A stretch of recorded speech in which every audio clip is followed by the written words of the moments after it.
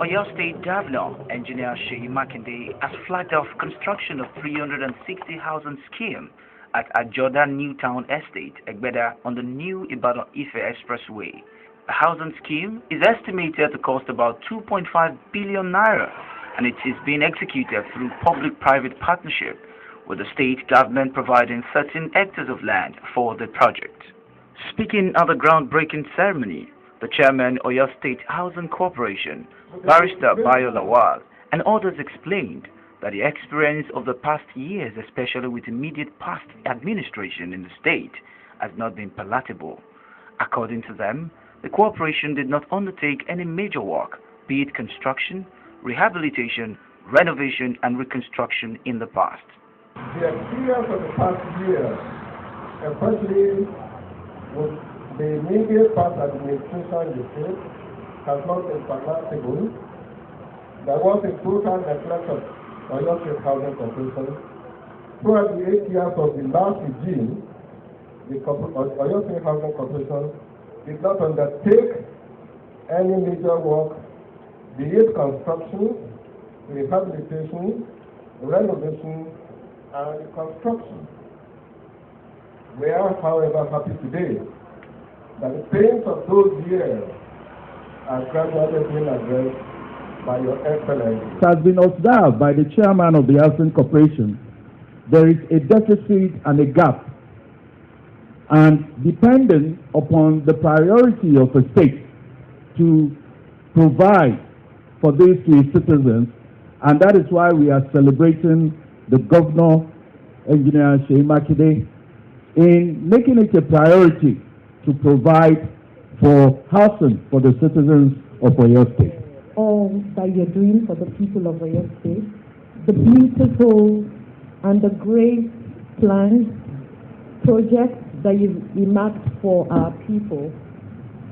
At Remax Realtors, we appreciate you, and we thank you indeed for the opportunity that you have given to us to be part of this noble project, which is for the people of Oyo State and everybody that is living within this area. Governor Makinde, in his address, said the housing scheme initiative is the fulfillment of one of his campaign promises. He added that the need for affordable housing scheme in the capital city is evident, with statistics showing that the population of the city has been growing at over 2% since 2018. Some people may wonder, why are we starting off in Ibadan zone? The need for an affordable housing scheme in Oyo State is clearly evident. Statistics show that the population of the capital city has been growing at over 2% since 2018, with a peak of over 2.5% in 2020. So half of the population of Oyo State live in Ibadan zone. But that we're starting the project in Ibadan zone does not mean that it will end here. Our plan is to replicate this housing unit in other parts of Oyo State in the shortest possible time. Governor Makinde further declared that the housing unit will accommodate 2-bedroom semi-detached houses, 3-bedroom semi-detached houses, and 3-bedroom detached houses.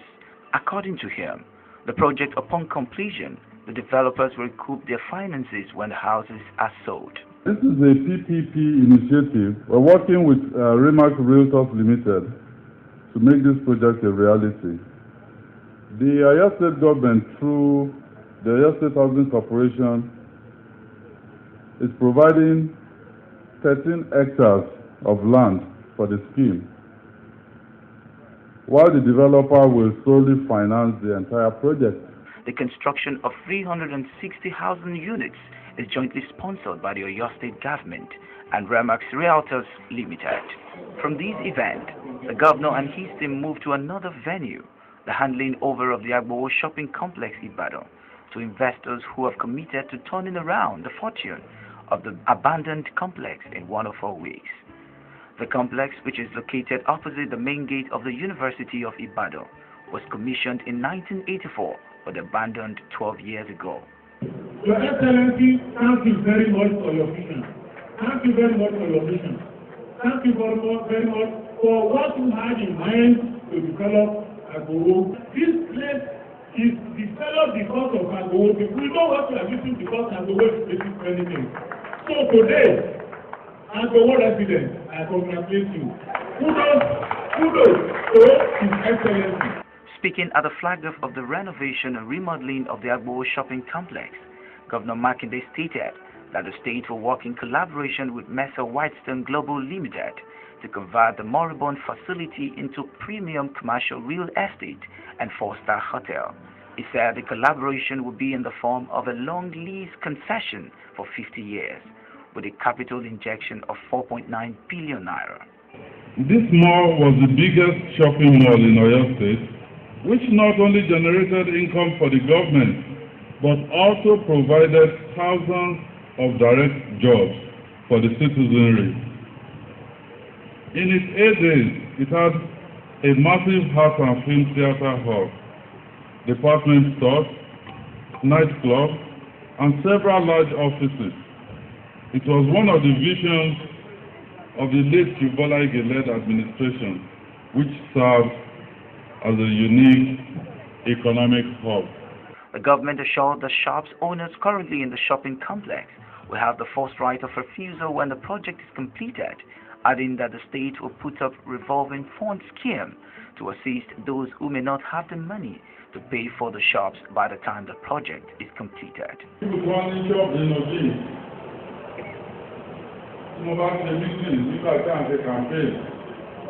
Please, they must have the first right of refusal. There is no gainsaying that lofty projects such as these embarked upon by the Oyo State government has the capacity to attract investors, which will ultimately expand the economy of the state.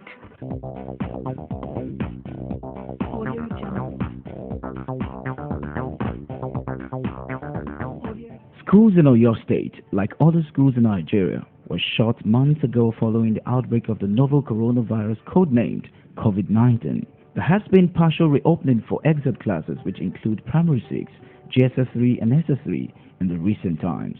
The state government had announced 21st of September 2020 for full resumption to accommodate other classes, but with strict COVID-19 guidelines and a revised set of guidelines for primary and secondary schools.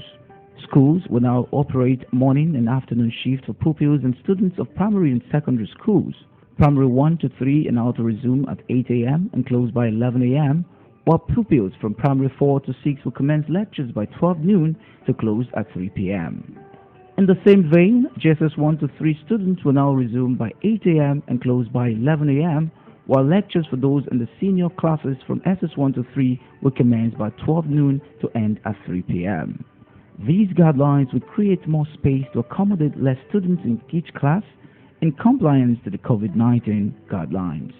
All said, training in all zones across the state was conducted for over 2,000 head teachers, putting them through the process of how to comply with the required guidelines. These signposted the readiness of all stakeholders for the full resumption. It's Monday the 24th of September, and all appears to be set as students move to their respective schools. With nose masks on, the hand washing bucket placed in strategic locations within the school premises, it appears everything was in progress for a new session to begin. Good morning, how are you? Happy resumption.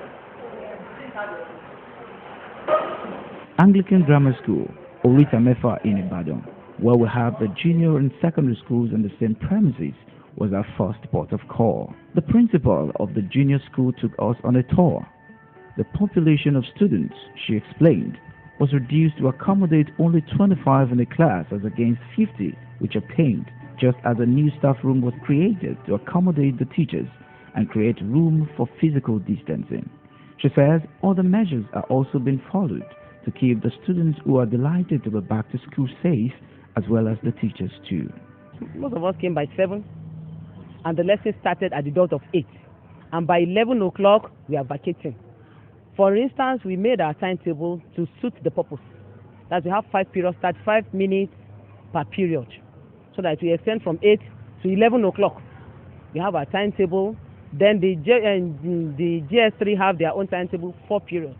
That will be 45 minutes, so that they have enough time. You know, their own topic. They have so many ground to cover. So their own is 45 minutes, while the GS2, they have just 35 minutes. But we are ensuring that by 11 o'clock on the dot, the school will be over. This is so good, because I've been staying home since all these days, and I'm not happy. Thanks the state government, and we appreciate you for all this kindness over us. I'm so glad, because we have already missed a lot of lessons. Because when I was at home, there's no lesson to go. We moved on to other schools in the state capital: Akbari Boys High School, IMG Grammar School, Adekile Goodwill School, Olubadan High School, amongst others. The laid-down guidelines was upheld, and the teachers as well as students are optimistic that the Oyo State government has the interest of the people at heart.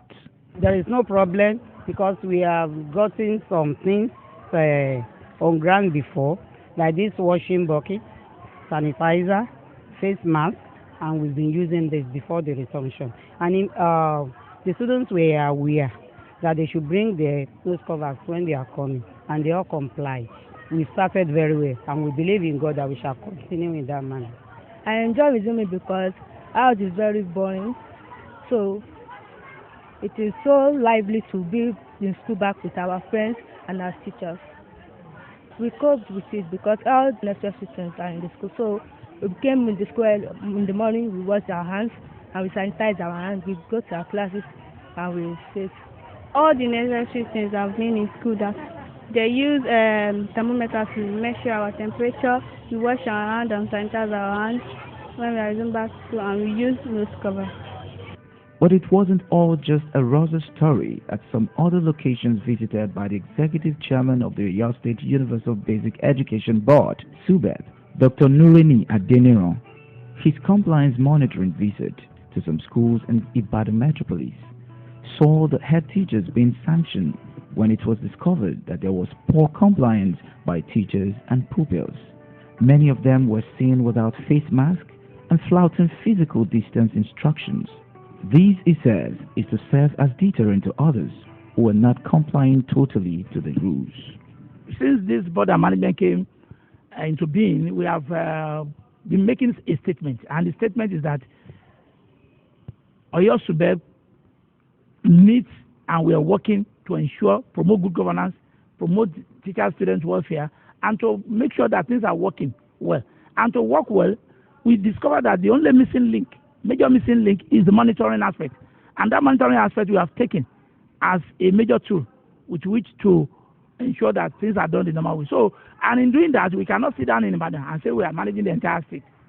I mean, our own system is quite different. At every situation that we do the monitoring, we cover the entire zones. Some other schools visited were commended for lifting the bar and adhering to the excellent guidelines laid out by government for the safety of all concerned. It all-round primary schools in Agbowo zone and other parts of the state was also an eye-opener. Dr. Adeniran explained that the team of management members from Standard and Quality Assurance Department will continuously monitor schools to ensure they do the right thing. He speaks further on the readjustment of time and is hopeful that everyone will comply over time. We cannot afford to keep our children at home perpetually, and at the same time, we want to protect them. So if the parents need to make sacrifice, they will have to make that sacrifice during this period until when they are able to get solution to this issue of COVID-19. So it's an emergency situation which requires emergency solution. And the emergency solution is what the state government of Oyo State has done to ensure that we learn, at the same time we are secured. The security and safety of our children, the safety of our teachers, the safety of everybody. So the issue of whether the government will review it or not, it depends. But for now, that is the emergency solution.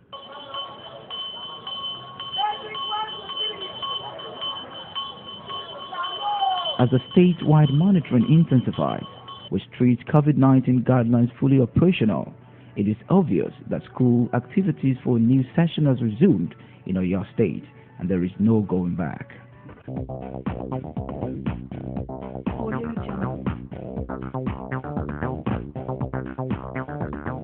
Democracy, by definition, implies collectivity and inclusiveness. We thrive in a public sphere that has a vibrant citizenry and a government that is both willing and able to constructively engage. Running an inclusive government where the people has a say has been the style adopted by the Oyo State government under the leadership of Engineer Seyi Makinde. This explains why the government engaged the people of the state while preparing for the year 2021 budget tagged the People's Budget to seek for their own input by holding town hall meetings in 3 senatorial zones across the state. This time around, preparations for the year 2021 budget has commenced, and the Makinde administration is not leaving the people out. They must have a say. After all, there can't be a government without the people.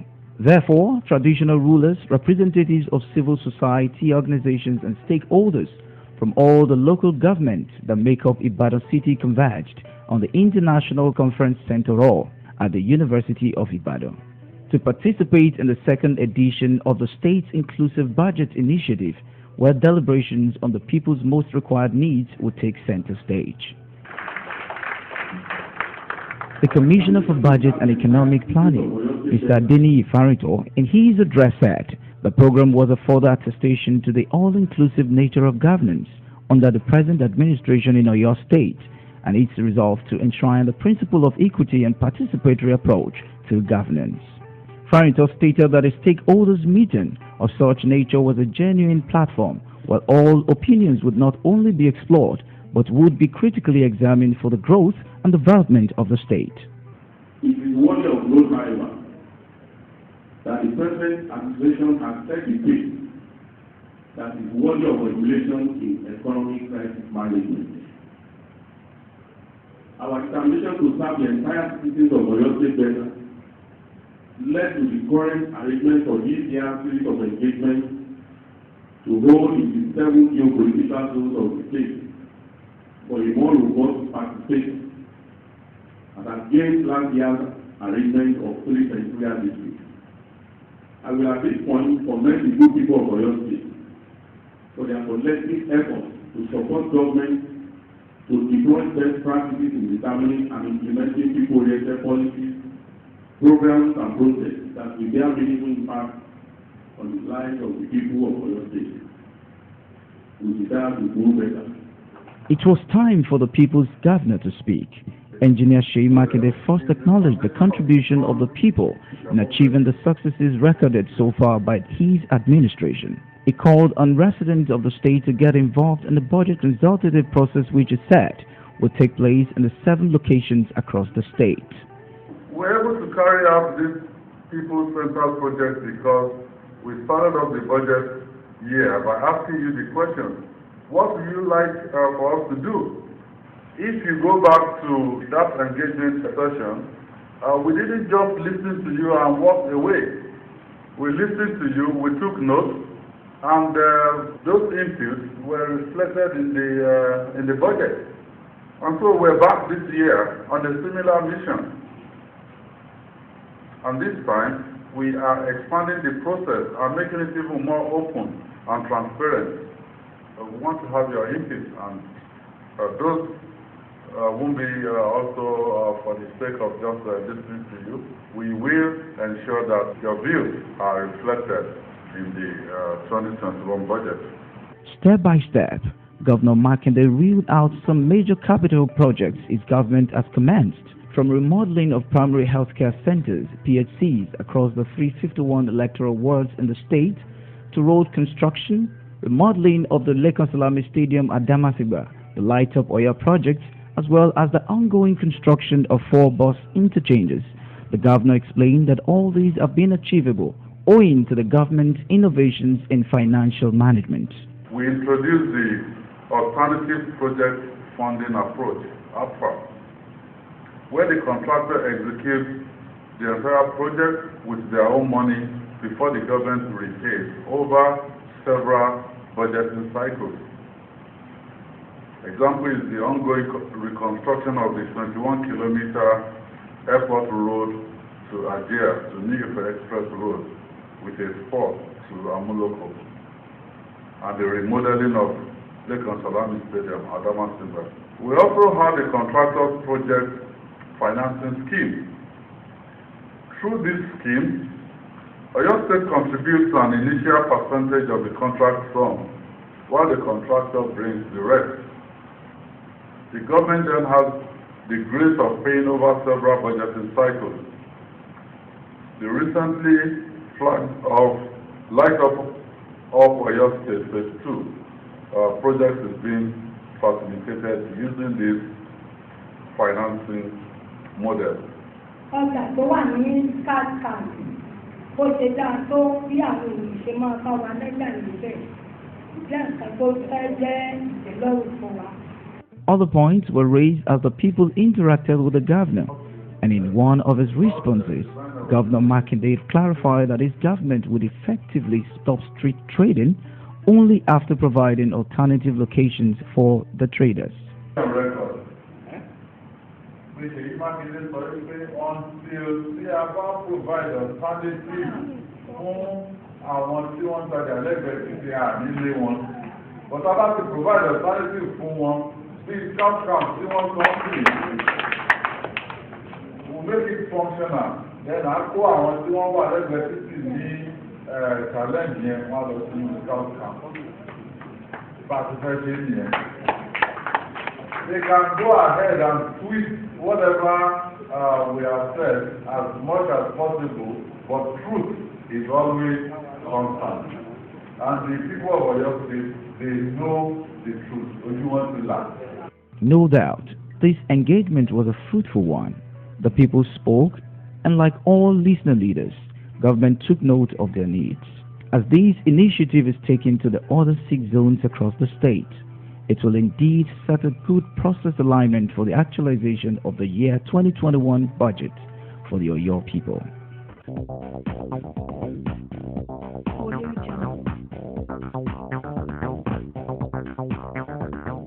Over the years, lack of proper monitoring has been fingered as being responsible for some failed government projects.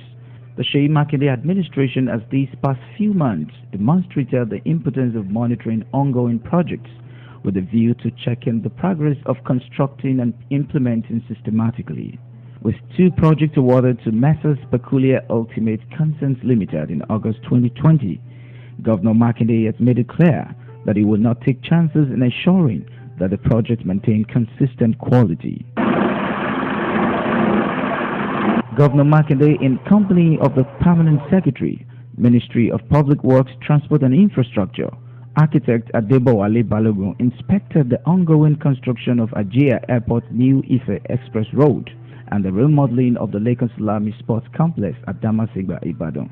The governor, while at the site, told newsmen that the 2 projects, which had been executed through the Alternative Project Funding Approach, APFA, funding model, were progressing according to expectations, adding that the APFA funding patterns remains the best. He commended the contractor for doing a good job, adding that as a result of the Alternative Project Funding Approach being used to execute the projects, the Oyo State government has not spent any money on the 2 projects so far. We got it right by the alternative project funding approach. I mean, the government has not paid a dime. We've issued, the payment standing order, but we haven't put in any money, but you can see the extent of work that has gone in. So I think we got it right by our approach. The 21-kilometer Ajia Airport New Ife Express Road has over the years impacted negatively on the livelihood of the residents of the area, and the people are hopeful that when completed, it will open up the route to allow transportation of farm produce in and out of town. The Lekan Salami Stadium, on the other hand, is receiving a world-class remodeling touch, and upon completion, Governor Makinde and his team would have succeeded in breaking the genes of many years, that is, resuscitating sports in the state and thereby raising the bar of sports facilities for the pleasure of sports-loving residents of the state.